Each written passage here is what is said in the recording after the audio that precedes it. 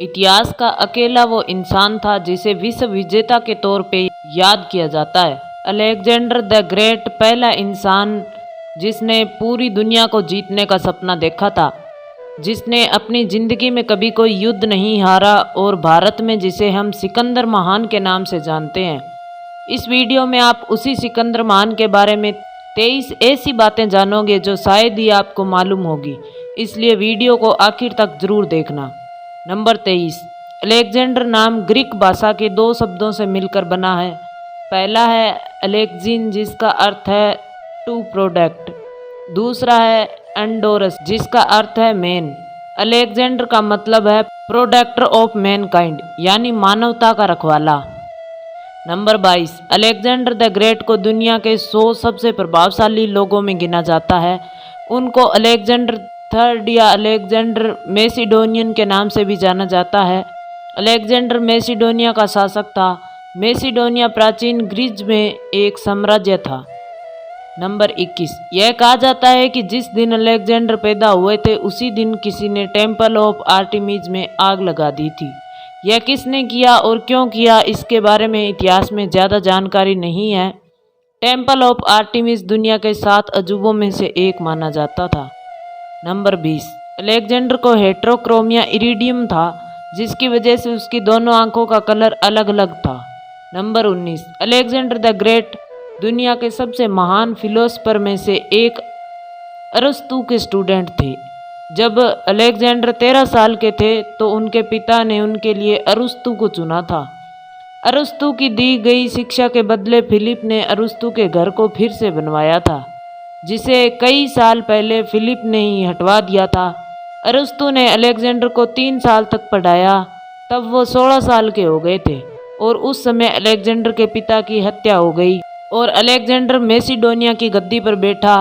अरस्तु ने उन्हें फिलोसॉफी, मोरल, रिलीजन, लॉजिक की शिक्षा दी थी।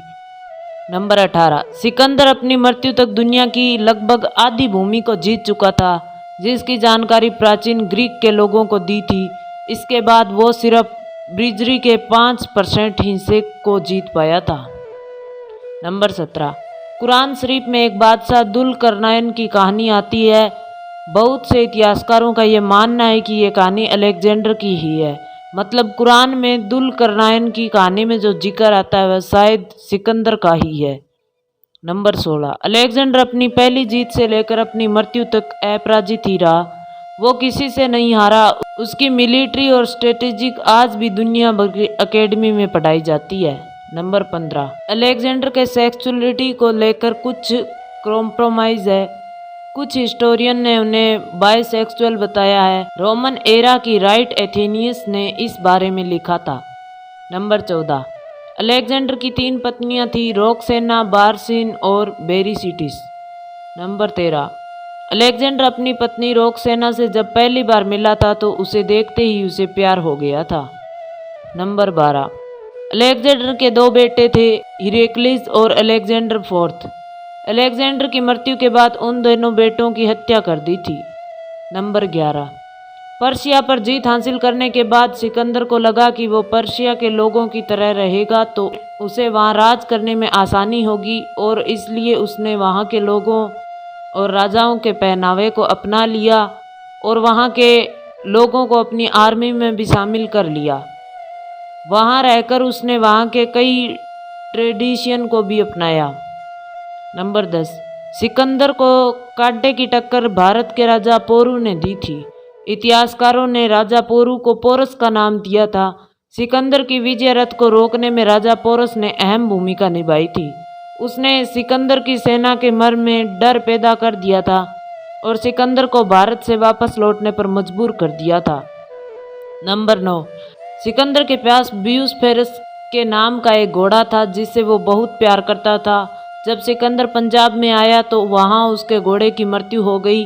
सिकंदर ने पंजाब में झेलम नदी के किनारे 2 शहर बसाए थे। उसमें से एक शहर का नाम उसने अपने घोड़े के नाम पर रखा था। नंबर 8।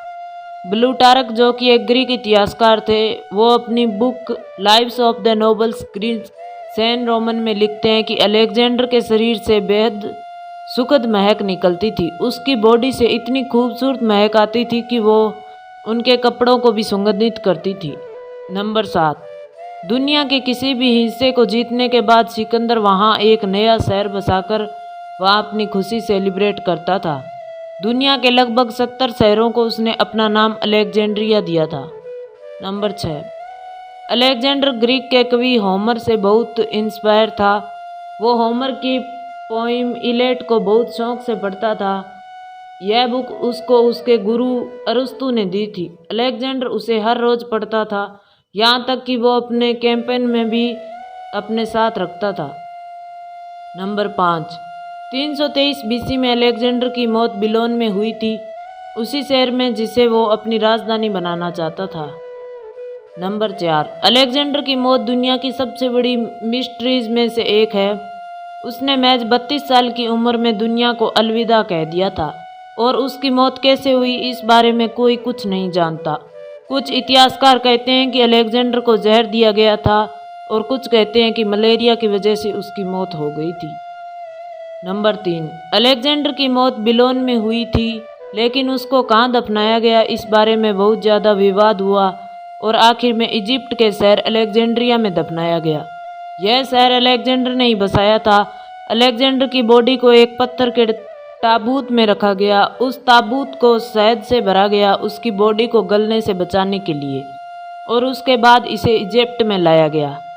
नंबर 2, मरने के बाद भी अलेक्जेंडर रोमन के लोगों के लिए सबसे ज़्यादा लोकप्रिय इतिहासी शख्स रहे। यही वजह है कि रोम की कुछ महान हस्तियों ने भी अलेक्जेंडर की कब्र को विजिट किया था। नंबर 1, इजिप्ट के शहर अलेक्जेंड्रिया में सिकंदर की कब्र थी और उसके मरने के बाद 600 साल तक वह जगह सारी दुनिया के लिए एक तीर्थ स्थल रही और दूर दूर के कोने से लोग उसके मकबरे पर आते थे।